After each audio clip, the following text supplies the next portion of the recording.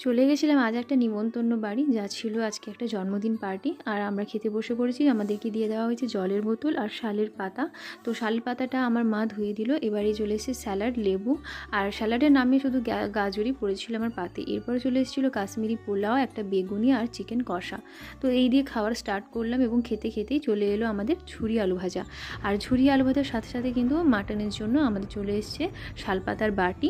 আর এদিকে আমাদের সাদা ঝুরো ঝুরো ভাত দিয়ে দেওয়া হয়েছে, সঙ্গে ভেজ ডাল। আর আমি তো ভেজ ডালের সঙ্গে একটু লেবু চিপে তার সঙ্গে আলুর চিপস দিয়ে খেতে খুব ভালোবাসি। আর এটা খেতে খেতেই চলে এসেছিলো আমাদের চচ্চড়ি। আর চচ্চড়িটাও বেশ টেস্টি হয়েছিল কিন্তু। আর এই যে ঝুরি আলু ভাজা লেবু দিয়ে চিপে খেতে কোনো বাঙালি বোধহয় ছাড়ে না। আর চলে এসেছিলো তারপরেই গরম গরম আমাদের আজকের শো স্টপার মাটন কষা চলে এসেছিলো। এরপরে কিন্তু আমাদের মিষ্টি পাঁপড় চাটনি দিয়ে আমি আমার খাবারটা কমপ্লিট করেছিলাম।